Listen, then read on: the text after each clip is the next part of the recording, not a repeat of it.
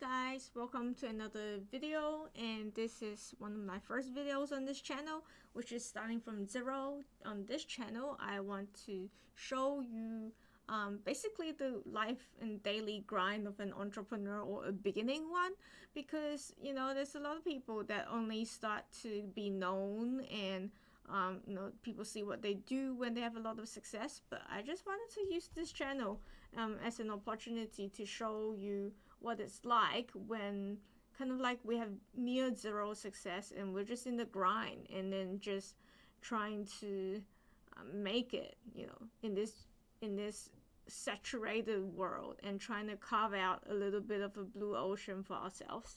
So yeah, I thought I would make this channel for you, and as you can see, I have my Affinity publisher open here. I'm actually working on the Verity Kingdom store print on demand, and today I'm designing phone cases. So I thought I would do this vlog thing, and I don't want to show my face because don't want to put makeup on. By the way, my name's Chillie, so I don't want to put makeup on, so I just do something else while I'm chatting with you, and you'll probably hear mouse clicks and stuff like that, because we're just here grinding and trying to do something as well. Basically, you get the point. Yeah. So basically today I actually wanted to talk to you about my YouTube journey from 0 subs and 0 experience. There's a couple things I wanted to cover. First of all, kind of like, how did I start this channel? So when I say this channel, I actually really meant the Chillie Verity channel. As you know, some of you would have been following me from there, and on that channel I'm very hyperactive, and I'm sort of really really bouncy, happy kind of girl.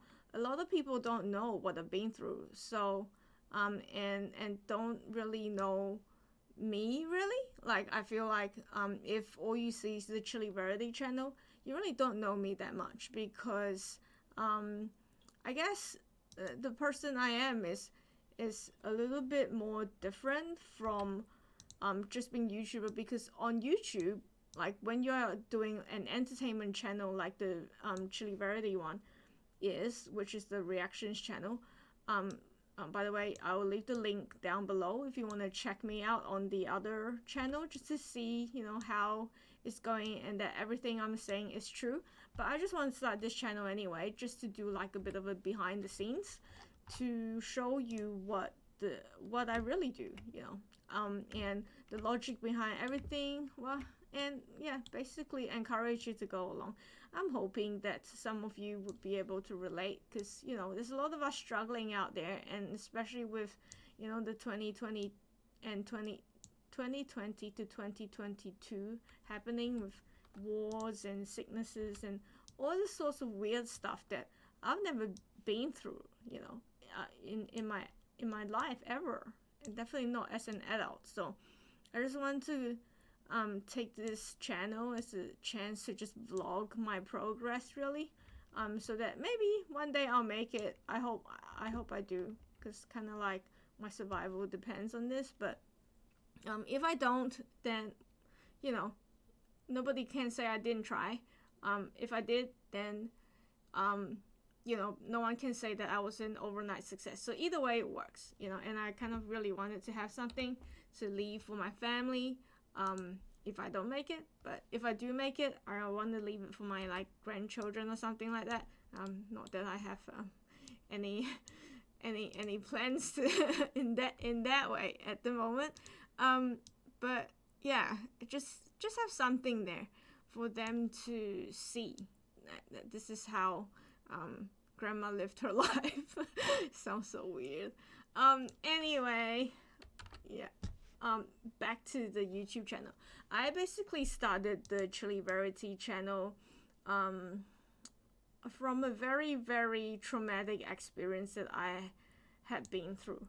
So because of all of the lockdowns that was happening in Australia, during the start of in the middle and towards the end, basically the the first, I don't know, the first 8 months of 2020, I kind of went crazy, and I just felt like, I couldn't go anywhere, being locked in and stuff like that. And so mentally, I was trying to find a way out. I just felt really cornered. I was living in a share house back then, in a very, very argumentative household with my landlord. So it's not that I was arguing, it's that the landlord and the landlady were arguing all the time. They had a young kid that, because they had to homeschool, they were screaming all the time and running around and driving the parents crazy, driving me crazy. I was trying to work, and it was just hard. So I kind of lost my mind back then, and I decided to go on Tinder to try and date, but I didn't. I was too naive. I grew up in a Christian family that was usually very overprotected, and through my life I've been trying to get out of that overprotection, and trying to learn life my way, and well, trying different things. And I think I've been trying a lot of different things, and definitely what got me into the scam was just poor knowledge of investments, and being too naive about online dating. So I trusted a stranger too soon, and that stranger scammed me out of all of the money I had. I would say about 10 years of savings, all gone within 2 to 3 months. So that was painful. I'm not gonna talk too much about that because it's very personal.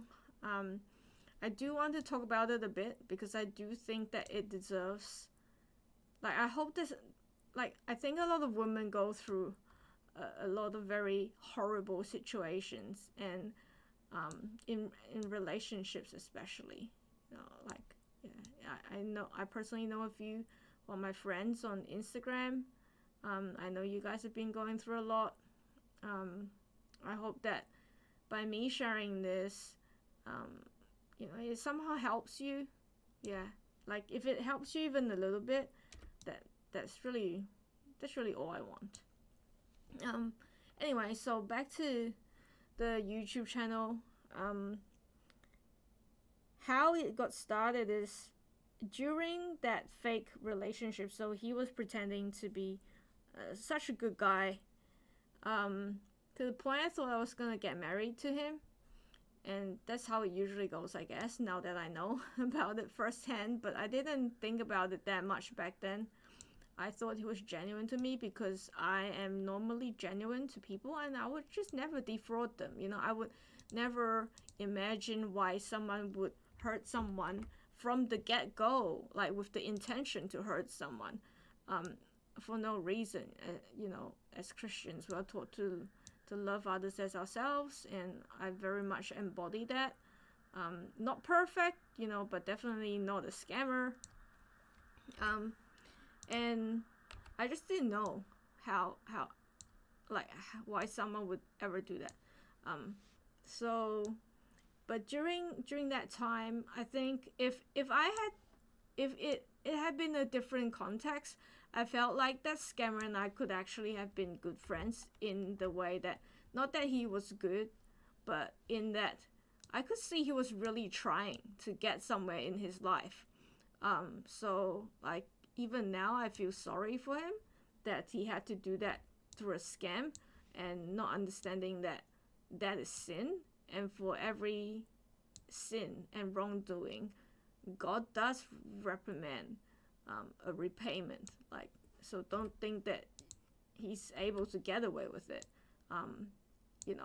Even though I was in the wrong as well, because that there were some things that, if I had been in my right mind, maybe would have triggered to be some warning signs, but I just had confirmation bias all the time, and I didn't really check things out as much as I should have. So and I would say, because I was desperate, I was greedy in that way.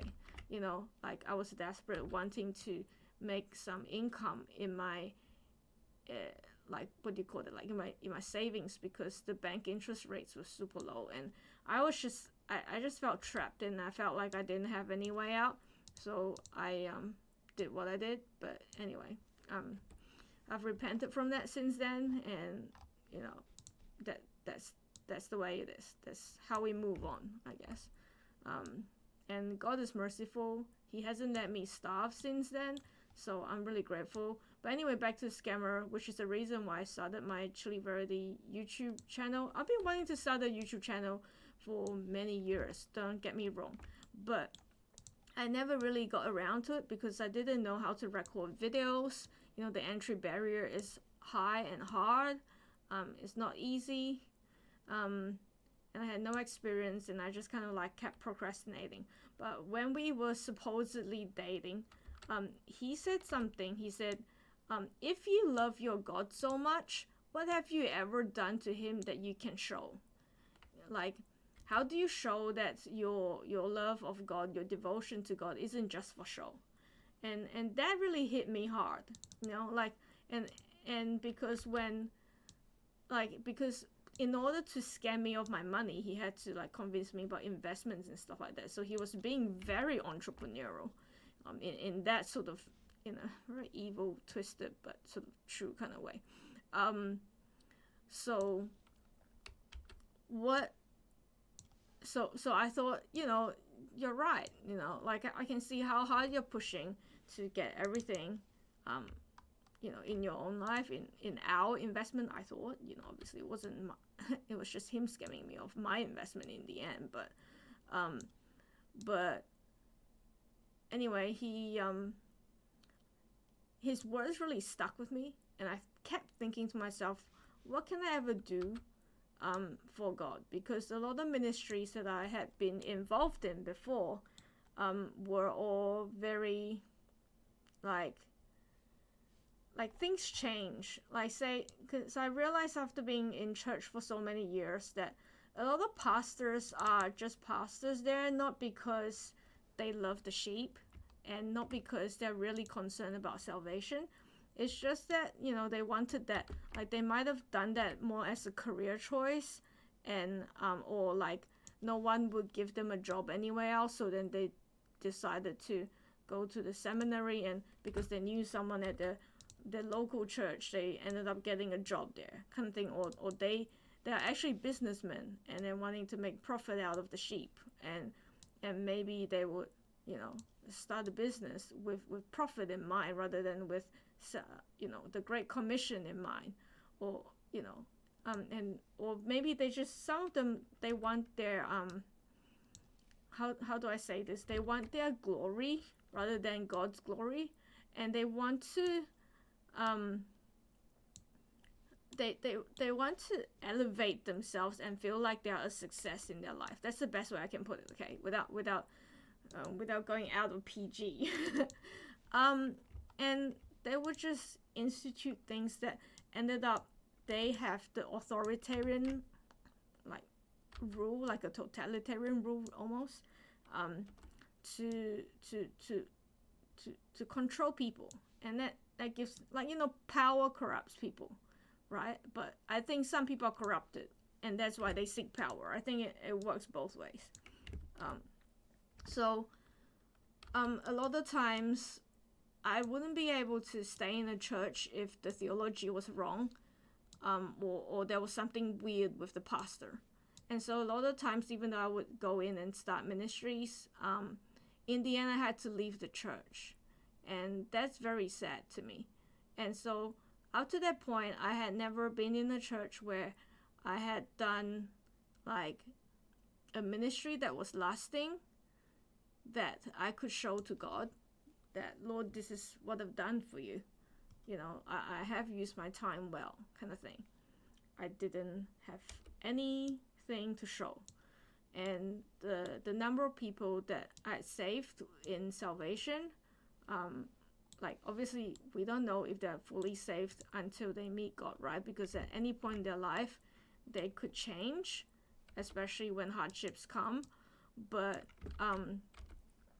like the people that have accepted Christ at least, or begun the salvation journey, like it's in the single digits, like through my street evangelism efforts with the youth group and other personal evangelism. Like say if I had a housemate, I had like two housemates that I brought to Christ, and I hope that they continue in their faith now, because we lost contact because they went back to a country that is anti-God.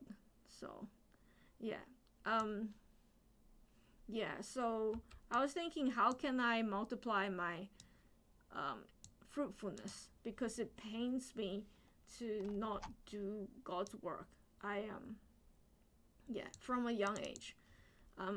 So after getting better, which took a long time, like I'm not fully better from that incident, but I would say I'm not at the point where I'm suicidal, like after that scam.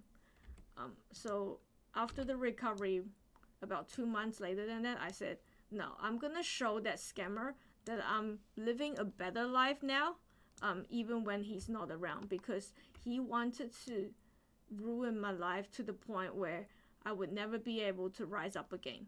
And I wanted to prove him wrong, because I believe that God has made each Christian an overcomer, and we can overcome this whole world, and the evil grip of Satan, which sin is definitely part of, and that's why the scam is definitely a sin as well, committing a sin against others. And I want to show Satan, and I want to show the scammer that they're not gonna be able to beat me down with that, because I know who I am. I'm God's child. I'm God's princess, and I have eternal life, and I don't just live for this life or this world. And even if I have committed mistakes, which dating someone who's non-Christian definitely was, and being greedy for gains without learning enough about investments to do things a legitimate way, those are all sins. And I would want to say that God is merciful and he forgives, and for people like us, as long as we're willing to come back to God and repent, God will give us a second chance, and he will never want to see us in ruin. So I wanted to prove them wrong, and I wanted to remind them that there is a just God, because that scammer laughed at me when I told him that there is a just God, and who warrants from people a repayment for their actions on earth, whether good or bad.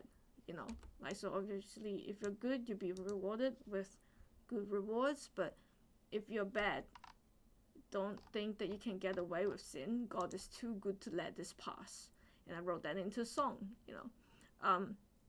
So I started the YouTube channel so that I could have real estate, like digital real estate, to preach God's word while being part of pop culture, because I love hip hop and pop music growing up in high school as a high schooler, and I love to dance in my spare time, and the kind of like downside to this all is that a lot of the lyrics are really dirty and causes people to sin and be promiscuous and stuff. So I told God that if you give me a chance to be like Lecrae, I would write songs for you.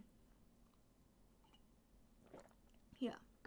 So basically, I started that channel, and I was trying to find a group of people who would listen to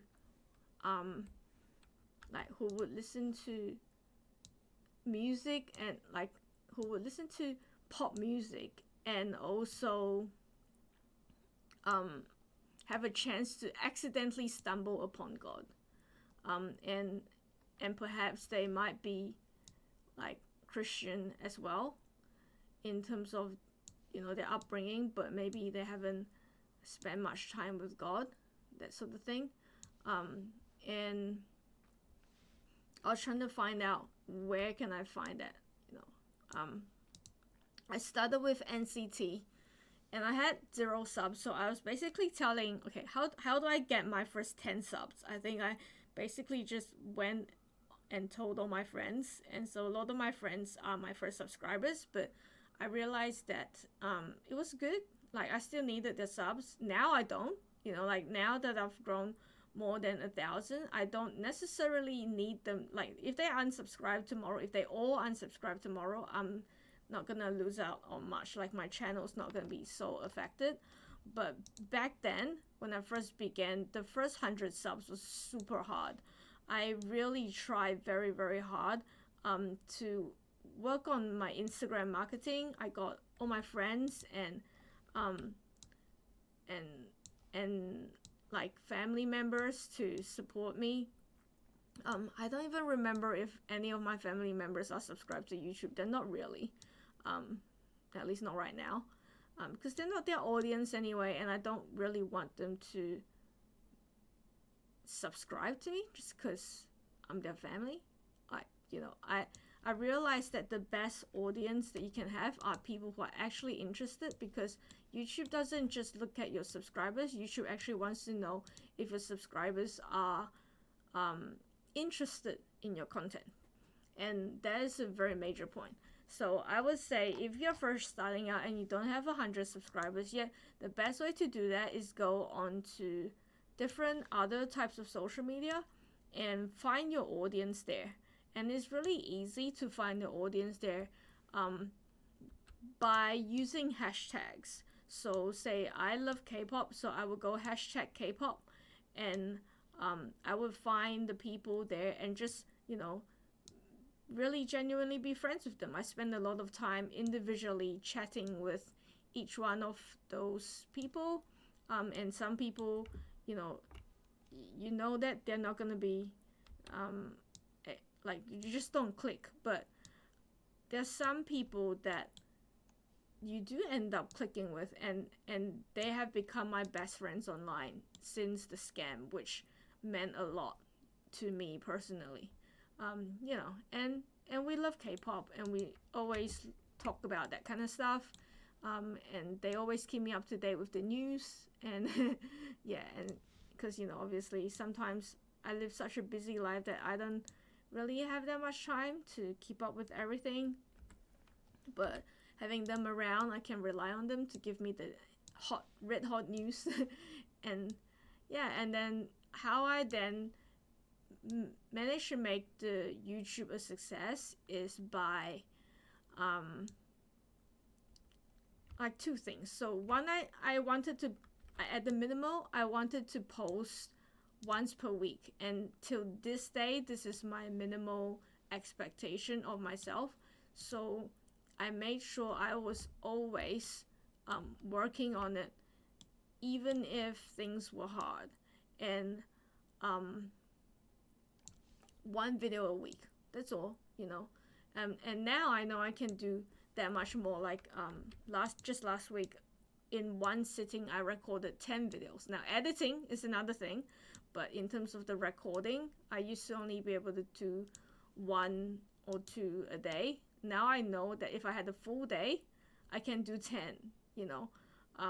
and that does help when you become more productive, and you just become more capable. You know that you can do more. So if you're starting and things are slow, don't give up. Just keep going, and just keep the consistency going.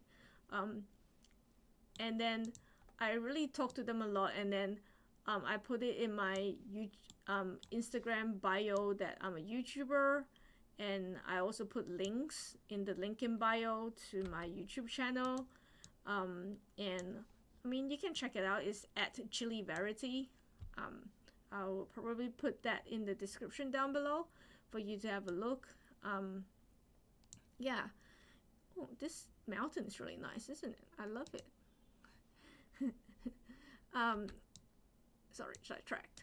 This is really nice. By the way, multitasking and speaking and doing things together and trying to concentrate on both is not easy, by the way. But it's better than me having to put makeup on. So I'm gonna keep doing that. I hope you'll keep watching. Sorry that it's a bit long, this video. I'm just like ranting on, but I'm really just trying to share my YouTube journey, and maybe someone who's discovering this channel is not necessarily just wanting a snippet of content. You just maybe are working on print on demand yourself or something, and then or maybe you're working on something else, any sort of online income thing, doing your own store, Shopify, whatever. I hope some of you find this channel and just, this is kind of like a live stream podcast kind of thing, where you can just listen to ambient Chillie speaking about her experience and work on your business, which is what I really want to support you in. So if you're here and you have a business, feel free to comment below. Let me know, what was it like for you? How did you start it? Did you have any clients when you first started? Or if you're a YouTuber or beginning YouTuber or aspiring YouTuber or any, Instagram influencer, TikTok star, whatever, anything, any channel counts, every channel counts, so I'm just wondering, like, how was it like for you when you first started? Because I'm really curious to hear about other people's experience as well. I'm not the only one going through this, I'm sure. But most of us are just too scared to really talk about it when we don't have success yet. And I contemplated a lot about whether I should start this channel or not. And in the end, I said, nah, I'm gonna do it just because I think it'd be a fun thing to do for me. And also, I think there's value in documenting before we gain success, because this is where the real work is, guys.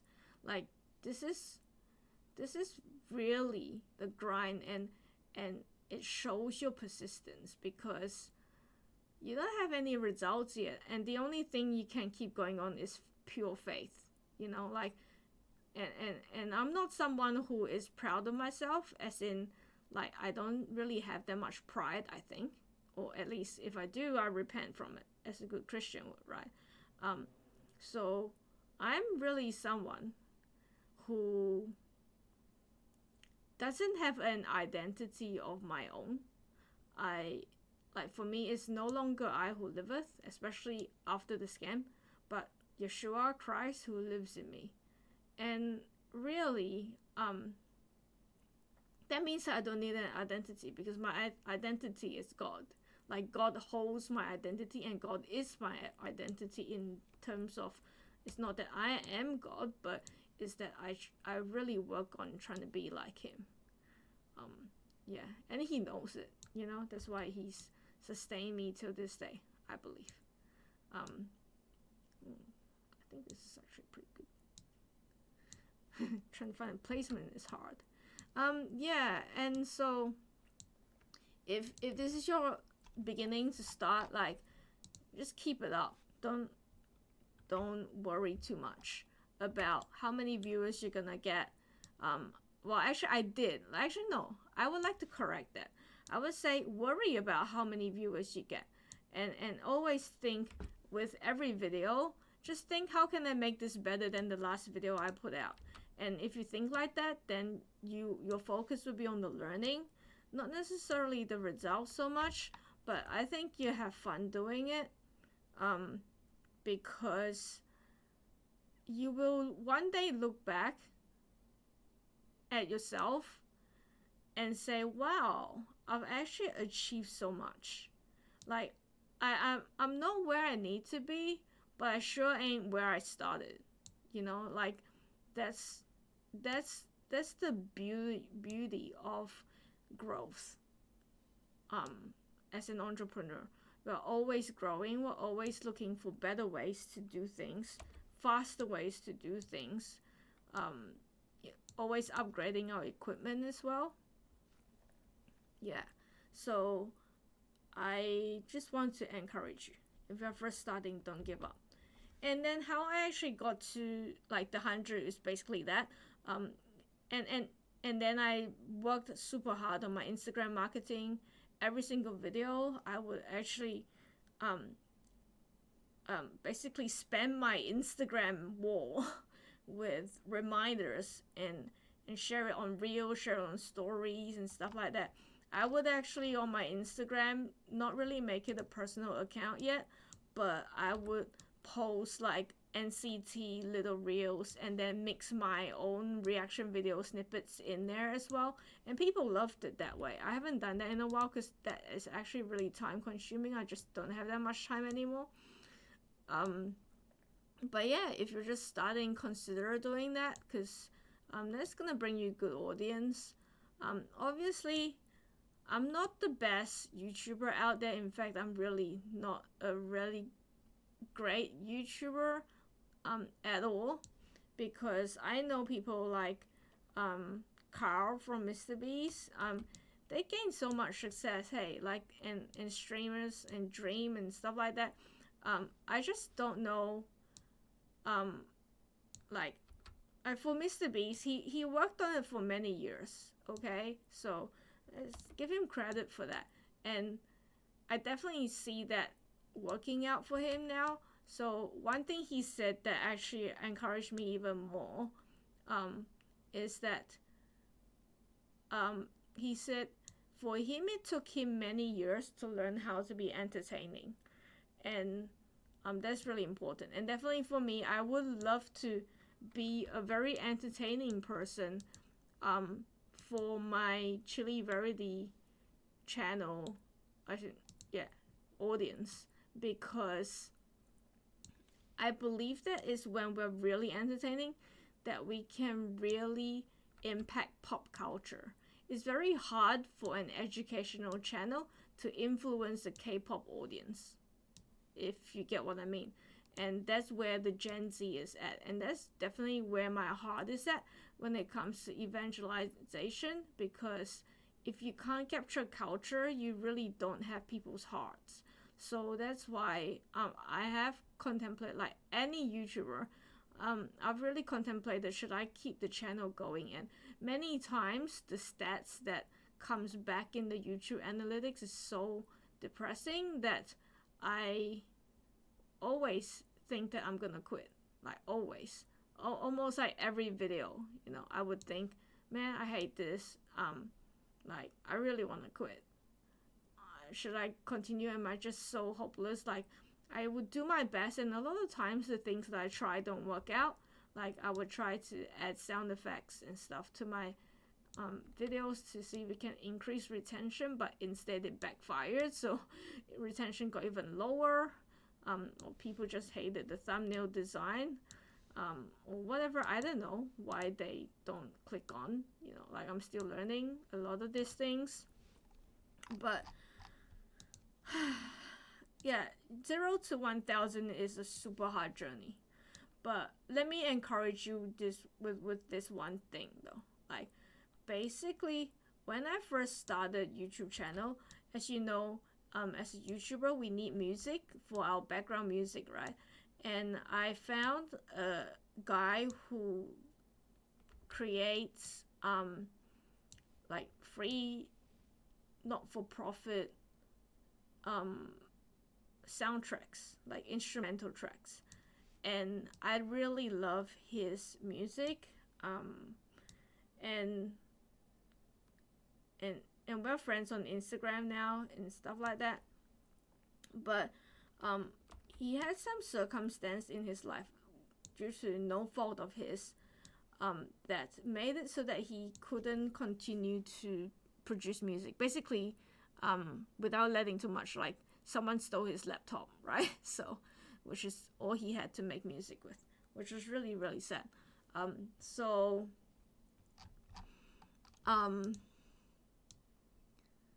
Yeah, so I remember we were about the same size, about 500 by then, like about 500 subscribers each.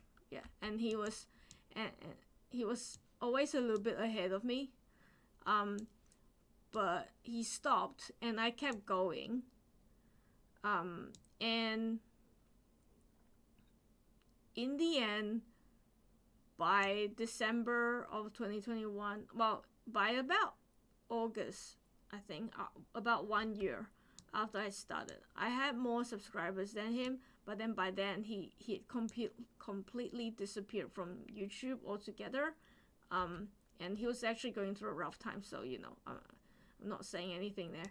But, like, I'm just saying, a lot of people have circumstances that they can't help. And if that's you, I completely understand. It's not that you don't want to continue. It's just that you couldn't. And, yeah. Anyway, so what I did is, later on, I did try to track him down and catch up with him every now and then. We're not in the same country, so our time zones are a bit different. But yeah, I kept kind of pushing him to continue. Like, why don't you continue? Because you can, because you have such a talent. Anyway, so, but by the end of 2021, because I had a target to reach 1K, I did reach it. And that really showed me that, like, for someone who had the same, and then if I look at his channel, he still has the same. Well, he did increase in some subscribers, right? But not as much. I think he's about 800 subs at the moment as we speak.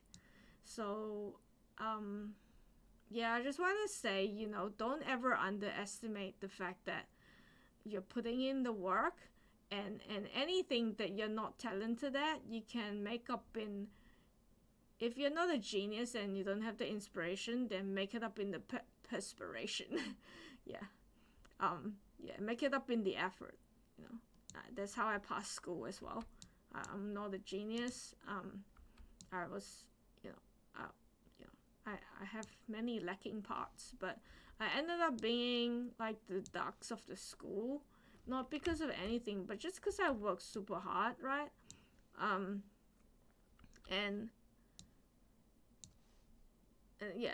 really believe it.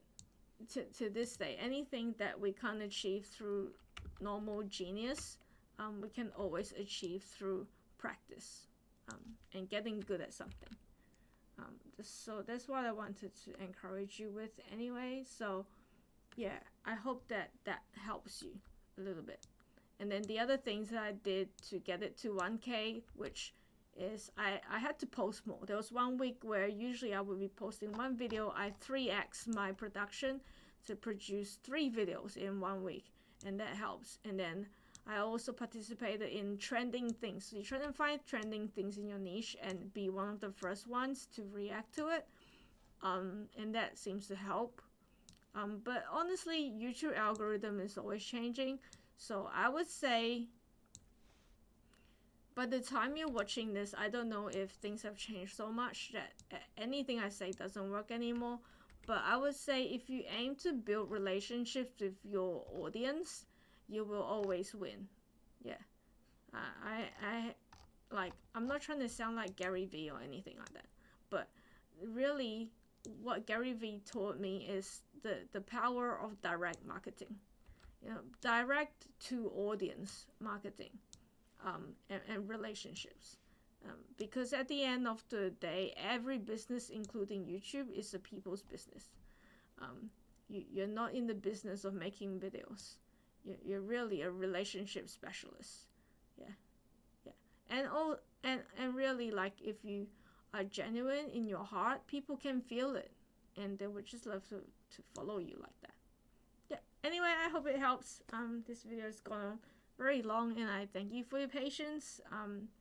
I am just trying out this kind of vlog style where I'm not necessarily showing myself with, just so that I don't have to edit that much either, and I'm just gonna post it up here. So I hope that I will see you in the next podcast and share with me how your entrepreneurship journey has been. I'm really curious to know. Let me know. God bless you. Love you. Definitely keep fighting. I'll hear you in the next one. Bye.